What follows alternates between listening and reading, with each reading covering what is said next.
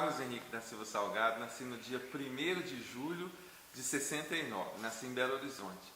Sou filho de Carlos Braga Salgado e Marisa de Salme Silva Braga.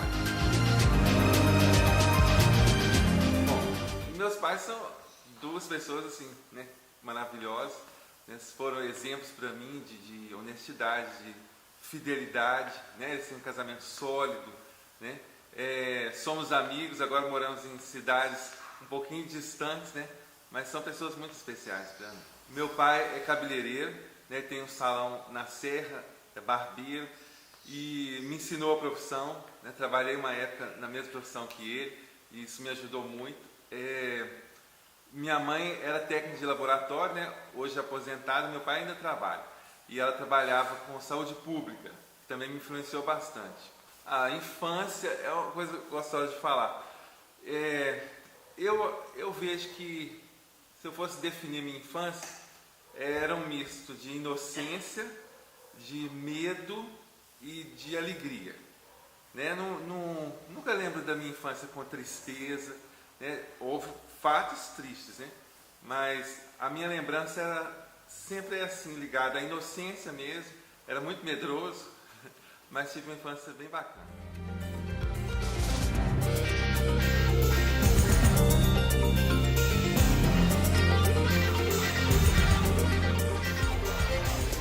Desde pequeno, como eu ia muito para o laboratório, de vez em quando ia para o laboratório lá da minha mãe trabalhava, e eu tinha contato com o microscópio.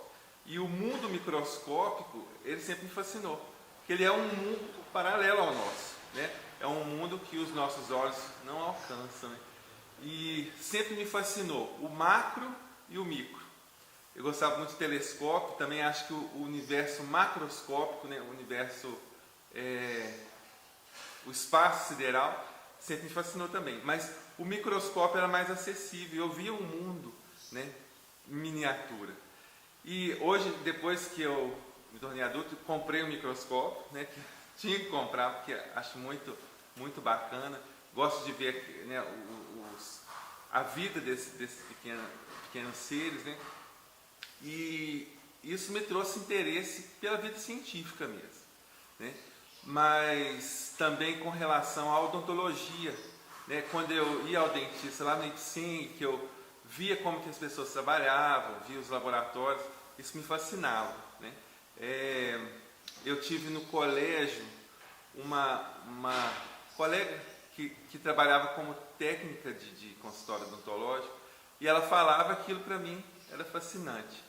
E uma tia minha sempre falava que o sogro dela, ele era protético, trabalhava com odontologia também, e ela falava assim com muito entusiasmo. Isso me influenciou, fez parte da minha infância. E aí eu nunca tive desejo de ter outra profissão. Na época que eu fiz vestibular, eu fiz vestibular para medicina também, a inscrição, mas como eu já havia saído o resultado da odontologia, eu não cheguei a fazer a prova. Passei em ciências biológicas também, que acho que seria uma profissão que eu me daria muito bem, gostaria de exercer. Então, desde pequenininho quis ser dentista. Bom, eu estava com 16 anos, meu pai me levou a fazer o curso de cabeleireiros lá no edifício Maleta. E era um curso bem completo, embora minha área era cortar cabelo. E aí eu estava estudando no colégio, e ele conseguiu o lugar para trabalhar. Depois fiquei trabalhando com meu primo só nos sábados, para ganhar um dinheirinho mesmo, porque com 16 anos a gente já começa a querer ter suas coisas e tudo. Mas olha que interessante, se a gente for olhar a origem da odontologia, estava muito juntinho com a barbearia, Existiam barbeiros que eram dentistas. Então a lida com a pessoa, o cuidado, o zelo com a pessoa, eu entendo assim, de tocar a autoestima da pessoa, porque a pessoa, quando vai ao barbeiro, ela quer cortar o cabelo, ela quer ficar bonita, ela quer se sentir bem, e ela gosta de conversar. O dentista, ele tem essa relação com o paciente, ele também vai tocar a autoestima, ela quer sair com um sorriso bonito, ela quer se sentir bem, e a única diferença é que o dentista fala e o paciente não responde. E o barbeiro você conversa e tem uma interação maior. O que eu aprendi muito com meu pai é que ele tem uma habilidade de conversar com seus clientes sem agredi-los. Ele sempre falou isso comigo. Eu não tenho que impor a minha opinião. Se eu sou de um time de futebol, eu não tenho que ficar falando só do meu time de futebol. Eu tenho que ouvir o que o outro está falando, né? Quando ele conversa muito sobre política, trabalhava ali no Mangabeiras e atendia políticos, gente muito importante. E ele sempre soube ouvir. Então, a gente tem que ouvir qual é a necessidade da pessoa que te procura. Ela está te procurando para ser atendida. Ela não, não é você que quer que ela te atenda. Então, isso realmente me ajudou bastante. A influência da minha mãe foi exatamente a questão técnica mesmo, né? De ser um profissional de saúde, de vestir roupa diferenciada, que é o uniforme, e de ter aquela responsabilidade mesmo, né? Eu lembro que minha mãe trabalhava com coleta de sangue, né? E perfurar as pessoas exige um certo cuidado, né? E eu perfuro pessoas diariamente. E isso é interessante porque, se a gente for olhar, é uma invasão que você faz, né? Os procedimentos odontológicos, na sua maioria, são invasivos. E eu via minha mãe, né, invadindo as pessoas com uma agulha, né, a manhã inteira, né? E o que mais me chamava a atenção na profissão da minha mãe era não só a destreza, mas a confiança que ela tinha, né? Tanto que os casos mais difíceis, quando não se conseguia achar uma veia, é para ela que mandava. E isso ficou na minha memória, né? De alguma maneira eu entendi que a gente enfrenta dificuldades, né? A gente vai encontrar situações que fogem ao padrão e que a gente tem que ter habilidade para resolver. E olha que coisa interessante, na ocasião que eu estava preparando para fazer vestibular, aí eu já não estava trabalhando no salão, eu já tinha feito uma prova no banco, era o Benji, e aí nesse momento eu era escriturário do Benji, porque eu fazia um curso técnico lá no IMAR, que era o curso de contabilidade, técnico de contabilidade, que também me ajudou bastante, né, a ver o que é essa área dos documentos, da burocracia. E eu estava trabalhando no banco, fazendo cursinho à noite, mas meu foco mesmo, então, era odontologia. Quando eu recebi a notícia, né, principalmente por passar numa faculdade federal, porque odontologia ainda é um curso elitizado, ele é um curso caro de se fazer, e foi uma alegria, assim, né, que não tem jeito de descrever, foi muito bom, uma conquista mesmo. Olha, eu me formei em 93, então, em dezembro, dia 17 de dezembro de 93, então agora, dia 17 de dezembro, eu comemoro o meu 20º ano de profissão. Bom, 20 anos de profissão dá para a gente acumular experiência mesmo, né?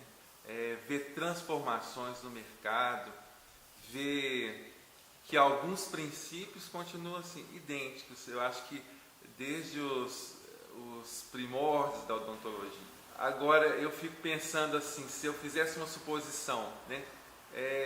Se eu estivesse hoje com 18 anos, né, se eu fosse fazer vestibular, eu creio que eu faria odontologia. Bom, Janaína entrou na minha história, né, minha esposa querida.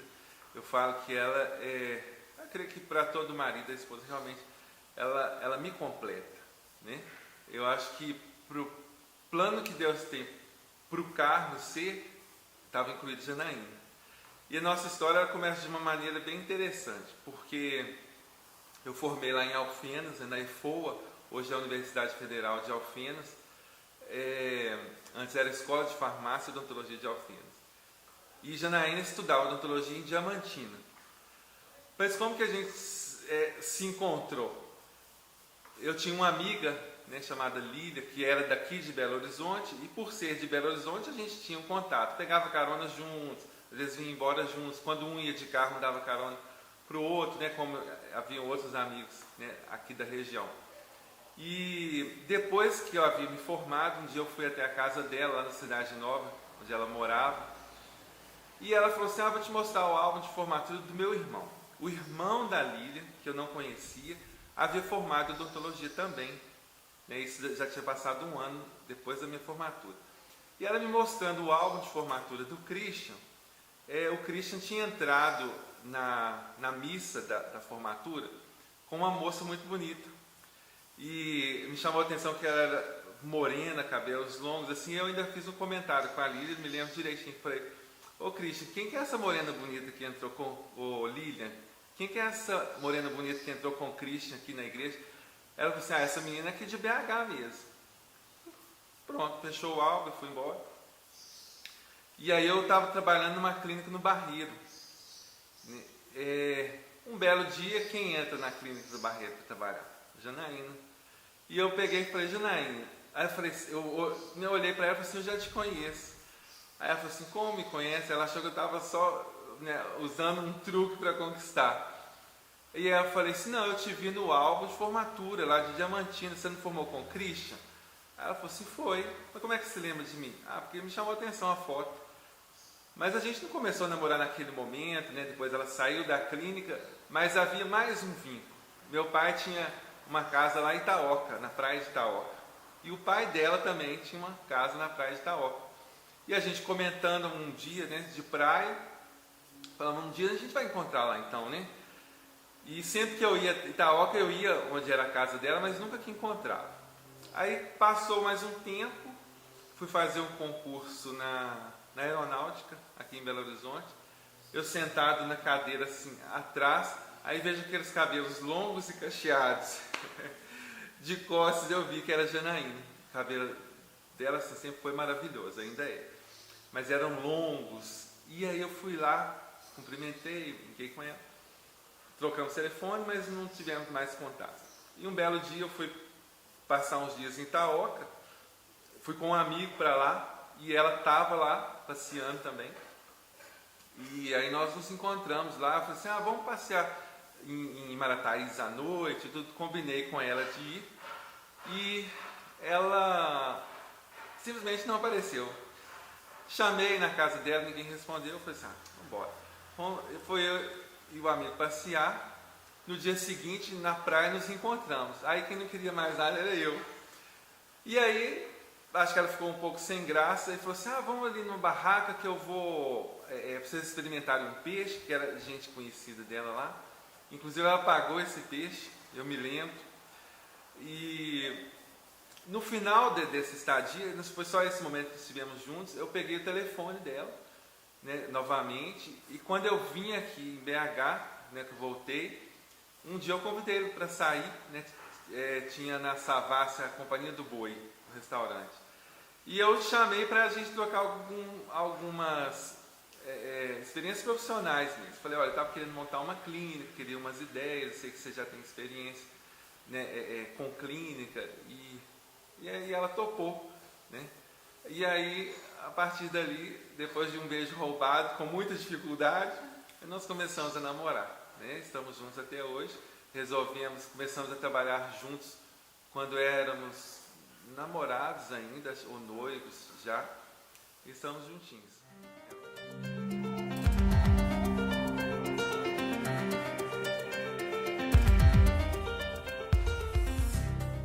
Um bom profissional da odontologia é o que está disposto mesmo a sanar as necessidades daquele que o procura. É interessante que as pessoas chegam com muitas necessidades, né? Eu já tive casos assim, de pessoa ir ao consultório porque às vezes ela queria expressar uma dor que ela sentia na alma e que ela transferiu para o dente, né? Então, como o dentista ele é muito temido por causa da função e associação com dor, às vezes também ele é admirado, né, como pessoa mesmo. E eu vejo que às vezes é a figura paterna, né, a sensação que eu tenho é essa. E já houve muitas situações de pacientes assim, chorarem na cadeira, de contar os seus problemas, né, e embora a gente não tenha um preparo para ser um psicólogo, mas nós somos seres humanos, né, que a gente precisa ouvir, né, e já tive muitas experiências assim. as pessoas procuram mais o dentista. A odontologia brasileira, ela é tida como uma das melhores do mundo, mas a odontologia reparadora, né? A restauradora, mas não a odontologia preventiva. Eu gostaria que o Brasil fosse o número 1 no mundo como odontologia preventiva. Embora o número de pessoas que procuram e têm acesso ao tratamento odontológico, né, nesses anos agora, de 2010, 2013, né, que nós estamos vivendo hoje, não quer dizer que a saúde bucal tenha melhorado. Do ponto de vista educacional, os hábitos alimentares são ruins, não só na questão da odontologia, né, mas da saúde em geral, né? A gente tem outros problemas decorrentes da má alimentação, dos maus hábitos. O que eu percebo hoje, as pessoas muito ansiosas, né, a ponto de não terem paciência de gastar tempo para escovarem os dentes como eles merecem. Né? Os dentes merecem cuidado, merecem atenção, merecem admiração. Valeu a pena, 20 anos depois valeu a pena, eu espero mais muitos anos. Né? Eu sou visionário, né? Eu gostaria, ainda quero, né? Na verdade não gostaria, eu pretendo investir bastante no consultório. Depois de um tempo de profissão, você passa a saber exatamente o que você gosta e o que você não gosta de fazer. Você sabe o que te incomoda, né? Falo com a Janaína que eu tenho um arquivo no meu notebook e tudo que me incomoda eu escrevo no consultório. Eu intitulei assim, o consultório ideal. Então, por exemplo, o fato de você pegar um sugador, você ter que fazer uma curva, pegar o sugador para trazer e depois... Não, quando eu for comprar novos equipamentos, vou olhar a distância de sugador. Coisas simples do dia a dia, né? Que a gente percebe. Por exemplo, a alça que segura a lâmpada, né, que é o refletor, tem umas que são para baixo, aí é mais difícil de você colocar um saquinho de plástico para isolar, né? Você vai olhar aquela que é virada para cima. Motores mais silenciosos, né? São investimentos mais altos, mas eles já existem, não são sem barulho, né? Mas eles são mais silenciosos, o barulho é um pouco mais suave. Agora tudo depende mesmo de investimento. Pergunta difícil.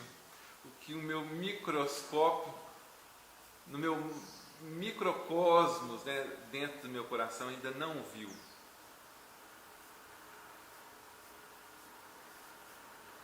A verdade é que pequenas coisas a gente não vai ver, a gente vai sentir. A questão do ver, né, do contemplar, ainda que de uma maneira simbólica, né, essa contemplação, o uso do sentido do visual, que hoje eu sempre falo isso, às vezes quando eu tenho a oportunidade de dar uma palestra, levar uma palavra. Nosso mundo ele é visual, né? Então a gente está muito ligado ao que é visível e eu tenho essa tendência muito grande. Mas eu tenho buscado sentir. No macrocosmo, né, no universo, o que eu já vi que não me agrada? O que eu vejo é se as coisas caminham da maneira que caminham, né? No nosso universo, no nosso mundo, né? Questões políticas para mim são macroscópicas, né? É a reprodução do micro aumentado para o macro. Eu vejo que há situações que precisam ser sentidas de uma maneira diferente. Não só visualizadas, mas sentidas de uma maneira diferente. Eu creio que do macro o que mais me assusta são as questões políticas mundiais. Eu creio que sim, eu creio que meus pais podem se sentir felizes com o filho que tem. Não falo por mim, pelo que eles mesmos falam, né? Se eu falasse por mim, estaria sendo muito prepotente. Mas pelo que eles falam, eu creio que sim, são felizes. E seus filhos podem se sentir felizes pelo pai que tem? Meus filhos também, né? Falo com base no que eles mesmos falam, nas cartinhas, né, que eles escrevem para mim. Creio que podem se dizer felizes com o pai que tem, pelo que eles mesmos falam. E aquele que está ali atrás, ele também pode se sentir feliz com o ser humano Carlos Henrique? Aquele que está ali atrás, se ele pode se sentir feliz com o Carlos Henrique. Pelo amor que ele tem por mim, né, que Jesus expressou por mim, eu creio que não é feliz pelo que eu posso fazer, mas por quem eu sou, porque eu sou um projeto dele.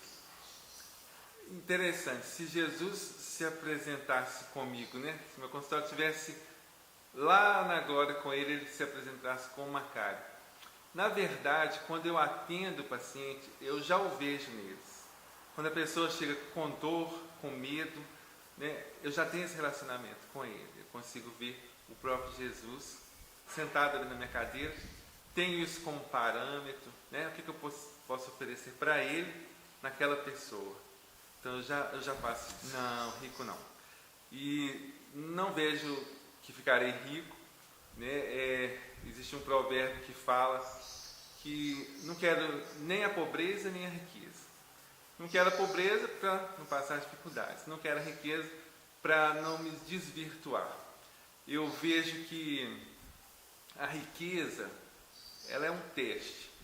Ela vai colocar em evidência aquilo que a pessoa é em um grau exacerbado. Aquele que é generoso, eu creio que ele vai se tornar mais generoso, porque ele vai ter uma maior quantidade para exercer sua generosidade. Aquele que é orgulhoso, ele vai se mostrar mais orgulhoso, porque ele vai querer demonstrar através do dinheiro seu orgulho.